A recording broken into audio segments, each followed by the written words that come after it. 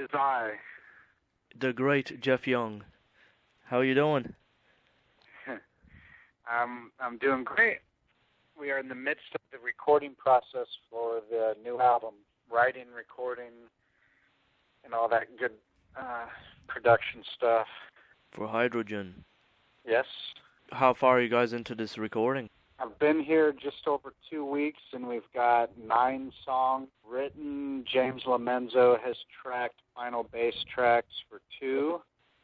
And he's working on the 3rd, 4th, and 5th out in LA right now.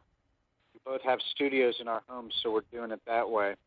And we're going to start doing final guitars next week. Waiting for 2 brand new Randall cabinets to come in, and once those come in, we're on it. What type of effects are you using in this album? Or is it straight amps? We're using Randall stuff, all the plug-in modules, the RM5 system, and RM4 system, Randall cabinet. There's a couple. The only effect I'm using is full tone overdrive, the MOSFET version, and MXR Phase 90. Westlake uses a wah pedal, maybe a little reverb here, a little echo there. We keep it simple. And Jeff, when you guys go live, you guys bring the same effects to the concerts? Yeah, we do. Pedal board. Since we keep it limited, it's not hard to duplicate what we're doing in the studio. We leave it mostly to the fingers. And let's say for the songs like Blind and Assault Tech, are these like basically already done? The songs you sent me earlier? Yeah, those are done. Blind was on Bombshell, that was produced by Michael Wagner. So that's classic Hydrogen stuff. Assault Attack is the only new thing that we got out there. That's just a little something to hold people over until the album gets out. And that was all done up here in the mountains in Kentucky, where we're recording the album. You guys going all out the tracks and all that? 24 track systems on this? Yep, as many tracks as we need, but we keep it you can go 48 if you need. We can go 148 tracks if we need, but each song kind of tells you a different. You let the song tell you what it needs, and you just follow the song's instructions. So how long has James Lomenzo been added to the group? Not too long? Well, I've been, let's see, when did he get fired from Megadeth? Right after that, we called him pretty quick within days, and he was down for it. And we started sending him tracks and talking, and he's actually also throwing some of his own originals up into the mix as well. So as I said, we got pretty quick, and he's already finished 2 final bass tracks. The way we're doing it is we're building the tracks around. We got a pretty sophisticated drum machine. So Jeff Westlake and myself, we throw scratch guitar tracks down.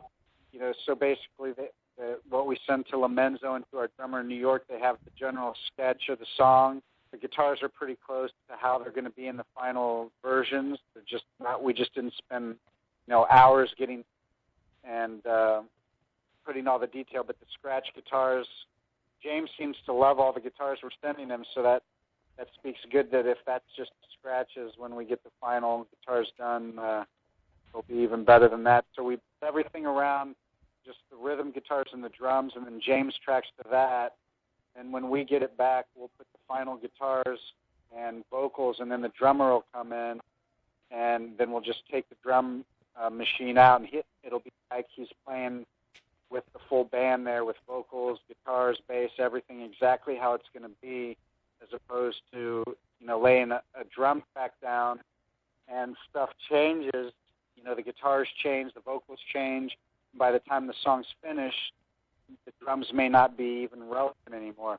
This way, what he's tracking to, he's tracking to final vocals, final guitars. So when he puts his kicks and accents, it's going to be where they need to be, and not where they don't need to be. I guess is the easiest way to explain it. You guys going to be doing a tour after this album? And where is that going to take you? Yeah, we're talking to a few different sources. We've already got the digital distribution contract, record contract for worldwide distribution via iTunes. Our email right now that we're looking over with our attorney. We have physical CD distribution deals on the table of France and Germany. We're doing it region by region because we want to have a champion in each region. A lot of times when you do a deal with, with a record company and you let them just take the album on a worldwide basis, you may have a champion in one territory, but in the rest of the world it suffers. So Hydrogen already had strong relationships in France and Germany. They've been working their previous albums. They've done really great stuff for the band in the past, setting the seeds and, beginning the foundation of the European fan base. So we're talking with them, and we're actually creating a new business model where we're getting these different territories to actually work together, having Germany and Paris work together to deliver the most comprehensive marketing for the band in Europe. We're going to look in other territories for similar type deals so that we can make sure that each person that's working each territory actually gives a crap about the band. That's the biggest problem most bands run into, is they just jump at a deal and they think that it's going to take care of them around the world. So we have relationships we've each built in different markets, so we're just utilizing those. And that, the goal is to just make sure that it's as easy for the listeners and the fans to find the album as possible so they don't have to hunt for it. But a big part of what we're doing is 90% of all albums sold are through iTunes. So we're gearing a lot of our focus there, and we're lucky to have some heavy folks that are helping us get a foot in the iTunes world. The tour will follow that as we're, the cool thing about these different labels is they also have promotional arms, PR arms, so they can help us with the promotion, which leads into the tour, which, equals bodies in the venue and butts in the seats, as we call it. So we're working every single angle, as so we're kind of trying to balance the writing and recording because that's going really fast, but also setting up a good solid business foundation as we're going here, because it takes a team of people to work for an album. So we have a great band on board, and we want to make sure that the other folks are equally as fired up and hungry, and we've got a lot of good people around us, so we're blessed for that. So you guys are doing any video shooting also for like a single? Yeah, we have contact with Hollywood. He's a pretty heavyweight A-list director of photography. His works include he was the director of photography for X-Men, Blade. He just did Gulliver's Travels with Jack Black, and we're in talks with him about doing a video or two to get the thing rolling. And we've kind of got the songs in mind, what we want to do, and we're probably going to come out with something that's pretty brutal, pretty aggressive at first for the first video that really lets people know we're not messing around, and then probably something more commercial after that. Because this album kind of extends the realm, and that's the cool thing about Hydrogen is we can do stuff that's heavy and radio friendly, and then we can do stuff that's more progressive and heavy. Your guitar tone throughout the years, let's say, did it change much, do you find? I'm not real fond of my tone on the Megadeth album because I didn't have control of how it, I had the guitar tech messing with my dials on my Marshall, which I wasn't fond of, but I just didn't say anything because I was new into the project. So,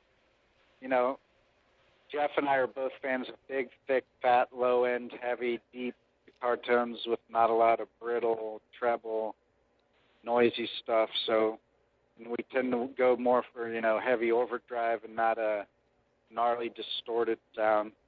And again, we like it pretty pure because the more effects and stuff you put in the way, the more it kind of robs your sound. Just putting more things between your fingers. What you want people to hear is your fingers on the string, that naked quality that guitar has, not a bunch of gimmicks. So we're just trying to keep it real organic and earthy and just fat, heavy. Would you say for So Far So Good So What, your guitar solos were basically all you and your total ideas on this? Oh, the solos that I played on So Far So Good So What? I'd say 100% I did, yeah. Now, there's some really good guitar playing on that album. Thanks. Well, Mustaine wasn't really in the studio. We had kind of a talk the night before. The first thing I tracked was In My Darkest Hour, which is pretty much an improvisation. But we talked the night before about me being in the band and doing this stuff. But as far as when I was in tracking, it was primarily the second engineer, Matt Freeman, and myself. Junior was in there sometimes. I kind of just went on my own and worked on a solo or two each day, and I did some of the rhythms. I played rhythm on Darkest Hour, Hook and Mouth, and The Lungs of Hell, Mary Jane, and I know you're probably addressing the stuff that's in the media about Dave Mustaine singing solos to people, and yeah, that didn't happen. Your guitar tone, though, I find it is really intriguing. The solos, the style you used back then. What type of guitar you had on that album? Well, the thing about the sound, that I was using a lot of flamenco type scales on that album. I was already kind of getting into flamenco, and so when you start playing, and the interesting thing is Megadeth has some of the same changes, like the E minor to F. Half step is found also a lot in flamenco, so it's easy to play harmonic minor, Phrygian dominant scale, any of those kind of more exotic things, and those all work really well. So I was actually playing a lot, kind of world flamenco scales over that stuff. And yeah, the tone, again, it was just Lee Jackson modified Metaltronics Marshalls. And for guitar itself, what did you use? Tom Anderson, Strat. He's a cat out of Thousand Oaks, California. A lot of people weren't using him back when I started. I kind of got in early on that guy, and over the years, players, you can find players everywhere, including Keith Richards. I've seen him with Tom Anderson's from the Rolling Stones. So he went kind of from obscurity, and over the years, a lot of people have discovered his guitars. He's a really great maker. In your collection, how many guitars you own today? We do, as far as electric, we're doing using all Gibson guitars, and Jimmy Page Custom Shop Les Paul. It's modeled after his #1 guitar, and a Flying V, Gibson Flying V, which I love that guitar. It kind of feels like a cross between a classical guitar and an electric guitar, which I love. I've got some cool classical and flamenco guitars in my collection, but we keep it simple. Use Gibson stuff and Randall amps. Jeff's using Gibson Les Pauls, and he's used Flying V's and all the same kind of stuff. So we kind of go for the same kind of gear naturally. Now, the Jimmy Page Les Paul, how's that play? Because that's an expensive guitar. Just seen it the other day. Yeah, it's one of the best Les Pauls I've played. It's got a really nice neck. It just sounds great, and I've had a few different Les Pauls, and this has been the favorite one that I own. Are you a Gibson artist? Yep, for sure. We just did I just did a spot for Gibson guitars in Amazon.com. It kind of people who go to Amazon.com. It's a little video ad that promotes Gibson guitars, and you can find everything that you want to learn about Gibson guitars and all the details about Gibson on Amazon.com, so on and so forth. So they're featuring us on the website and all the stuff. So we're actually building a really cool relationship with Gibson during the process for this album. They've been really helpful. They just got me a great Flying V out on the spot, got it to me in a week, and it sounds great. We're already using it on tracks, so they're taking great care of us. Gibson, top of the world, they're awesome instruments, and that Jimmy Page guitar, wow, I'm sure that plays just like Jimmy Page. Great. Yep, it has great sound, and when you have Gibson guitars, you don't need too many, having 2 or 3, in case you have different tunings or break a string, you're good to go. And I think I stick kind of between. I like using the Les Paul and some things in the Flying V on other stuff, and that's how we roll. That picture you got on your promo photo, is that the Jimmy Page Les Paul you got there? Yep. One nice looking guitar. the cool thing is Gibson, I got to go to Gibson and they bring out 5, 6 different Jimmy Page.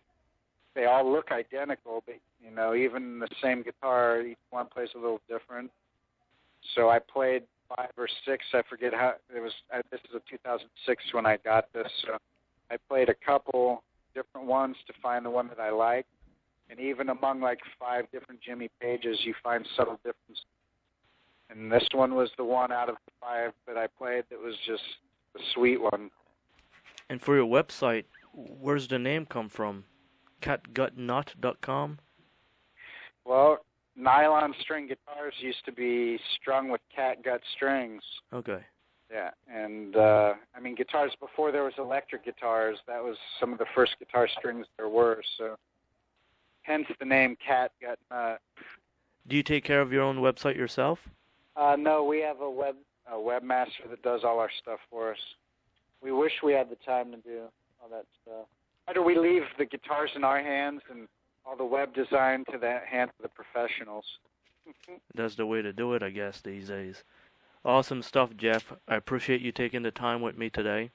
No problem. It's our pleasure. We really appreciate the support and the interest and the time to even ask the questions and care about the band, because this is the way we spread the word, is one fan at a time, 2 ears at a time. We're really excited for people to hear the new stuff. If they dig old Hydrogen, the stuff that they've put out and heard from them, they're going to love the new stuff.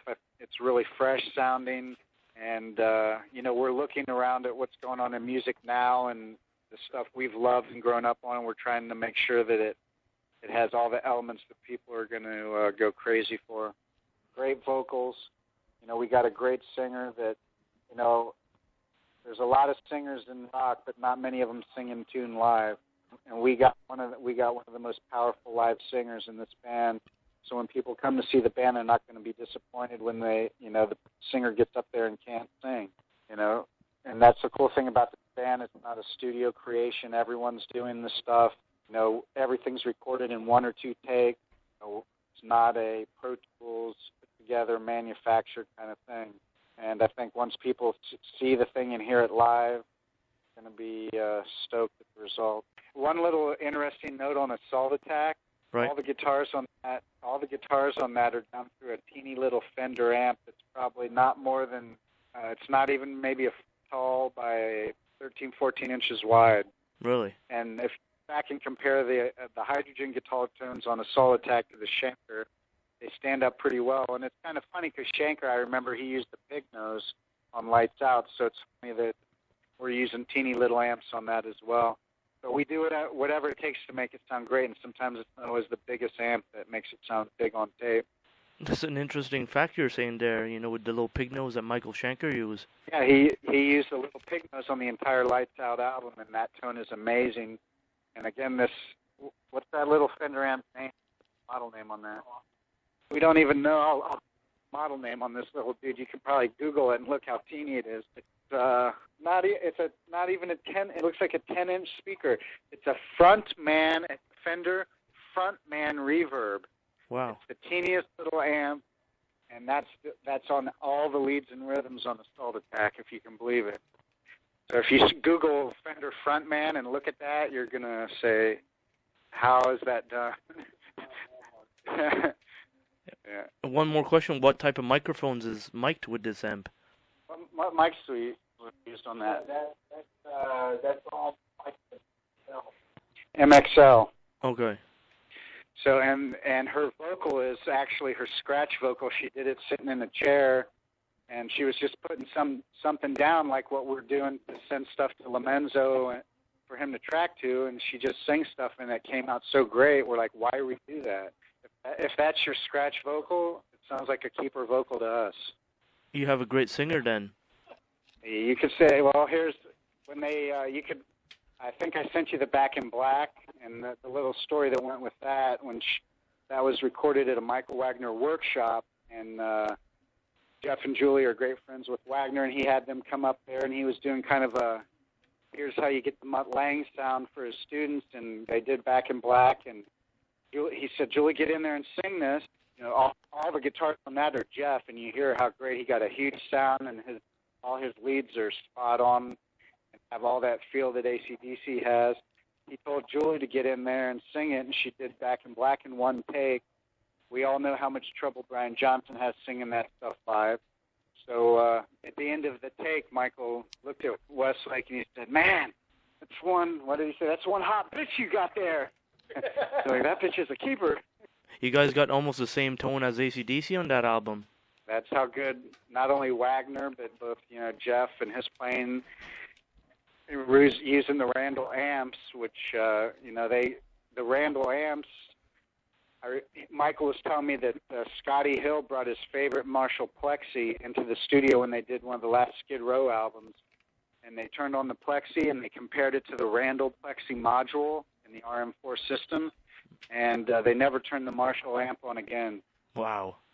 Yeah, because, if you look, again, like with guitars, if you tried 10 different Marshall Plexis, they all sound different. So what, quote unquote, what is the Plexi sound, right? Yeah. But Randall took a great sounding Plexi, and I think it was an amalgamation of a couple they had around their shop, the best that they had, and then they made the best sounding Plexi module,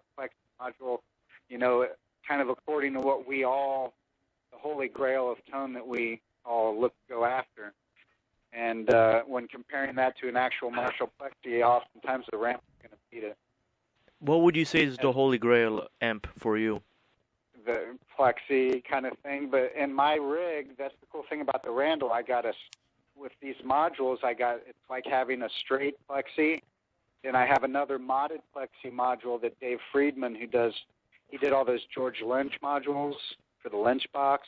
Mm-hmm. He stood there with Lynch and wired every resistor and changed every little capacitor according to what Lynch heard in his head.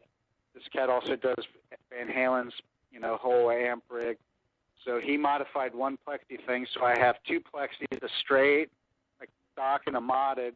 And then I have a modded AC30, which is like the Vox, Brian May, Queen, The Who kind of thing. So that's like having 3 amps. And then I have a Fender Black Bass. So it's like having 4 amps on stage, a Fender, a Vox, and 2 Marshall Plexis of different degrees of hotness. You can switch in between those, at any time. It's all stereo. So we can't say enough about the Randall stuff. That is awesome. We got 2. They just came out with the cabinets we're using on this tour, the Nuno Betancourt Signature. They're amazing. You should Google those and take a peek at those. They're beautiful. They look they're split halfway down the middle of the cabinet. One side looks like the black Marshall grill cloth, and then the other half looks like the more kind of rustic Fender tweed kind of grill cloth. And it's got a really cool symbol on it, and the cabinets are built really heavy duty, and it's Randall's new Premier line cabinet. So we'll be sporting 2 of those each, running stereo per side of the stage. And the Randall cabinet, we've compared them to Marshall stuff. It's just a lot thicker. So that's kind of the holy grail of amps for us right now. These Randall and Michael Wagner. If you could even see it on my MySpace, if you go into my studio shots, he has a wall of these Marshall. He has so many of these little modules because they make so many, and then there's other guys around the world that modify them and make different variations on them. So, I think in his rack he's got like 20 or 30 different modules. So when I did my guitar tracks for my solo album, we were going through, he actually has one module that's called Wagner. And there's only one in the world. Mm-hmm. It's his own amp module sound that he collaborated with this one cat on.